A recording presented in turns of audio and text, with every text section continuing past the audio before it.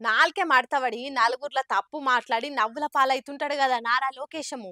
పాపం trolls memes కూడా మస్తు పడుతుంటాయి ఆయన మీద. కానీ గదే లోకేశం బాబు పక్కోళ్ళ మీద పవర్లున్న పంకపాటోళ్ళ మీద ట్రోల్స్ వేయమంటే మాత్రం తగ్గేదేలే అనుకుంటా తయారుగుంటాడు. ఇగో ఇలా జగన్ మీద కూడా అట్లనే ట్వీట్ వేసిండు. ఉత్తప్పుడే ఏపీ పాలిటిక్స్ లా ఎక్కిరింపులు బూతులు కామెంట్లు కౌంటర్లకు కరువు ఉండదు. అసొంటిది ఎలక్షన్ టైంలా ఎట్లుండాలి ఇంకా. ఇక సోషల్ మీడియాలో యాక్టివ్ గుండే లోకేశం అయితే స్పేస్ లేకపోయినా క్రియేట్ చేసుకొని మరి జగన్ ను ఆయన పార్టీ లీడర్లను పంక పార్టీ పాలనను గట్టిగానే అడుచుకుంటుండు. ఇక ఇయాల కూడా గదే ఫ్లోలో జగన్ మీద ఓ ట్వీట్ వేసిండు. మళ్ళా పవర్లకు వస్తే మేమేం చేస్తాం అని చెప్పుకుంటా మేనిఫెస్టో ప్రకటించిండు కదా జగన్ ఇయాల.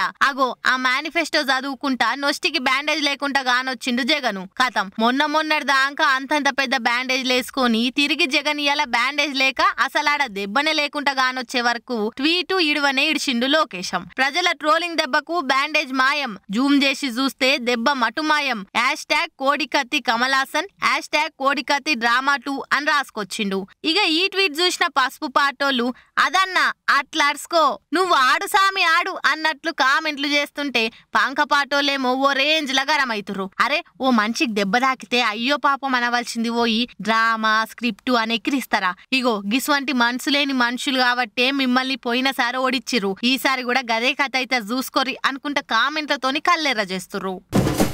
కౌశిక్ అన్న రోజుకింత స్పీడ్ పెంచుతున్నాడు. అధికార పార్టీ లీడర్లకు కౌంటర్ ఇచ్చుట్లా అందరికంటే ముందుగానే ఉంటున్నాడు. ఎమ్మెల్యేలు పార్టీ మారినప్పుడు అందరికంటే ముందుగానే పోయి స్పీకర్ కు కంప్లైంట్ చేస్తున్నాడు. కష్టకాలంలో ఆదుకున్న కేసీఆర్ సార్ కు బాగా లాయల్టీ చూపిస్తుండు అనే అనిపిస్తుంది. బీఆర్ఎస్ ఎమ్మెల్యే పాడి కౌశిక్ అన్న బాగా కసిమీద ఉన్నాడు. కౌంటర్ ఇచ్చుట్లా తగ్గేదేలే అంటున్నాడు. ముఖ్యంగా నల్గొండ రెడ్డి లీడర్లకు కౌంటర్ ఇచ్చుట్లా కౌశిక్ అన్ననే ముందుగాలుంటుండు. ఇక ఇయాలనైతే కోమటిరెడ్డి వెంకటరెడ్డి సార్ ను తూర్పార పట్టిండు. వెంకన్న నీకు సిగ్గు అనిపిస్తలేదా? నీకు సిగ్గు శరము లజ్జ మానం లేదా అని నేను అడుగుతా ఉన్నాను. జూనియర్ అయిన రేవంత్ రెడ్డి కింద పనిచేయడానికి నీకు సిగ్గు అనిపిస్తలేదా? ఒక తెలంగాణ ద్రోహి రేవంత్ రెడ్డి, అట్లాంటి రేవంత్ రెడ్డి గారి కింద పనిచేస్తుంటే నీకు సిగ్గు అనిపిస్తలేదా, శరం అనిపిస్తలేదా? నీ జూనియర్ రేవంత్ రెడ్డి కింద పనిచేయనికి నీకు సిగ్గు అనిపిస్తలేదా కోమటిరెడ్డి వెంకటరెడ్డి అందిట్టిండు.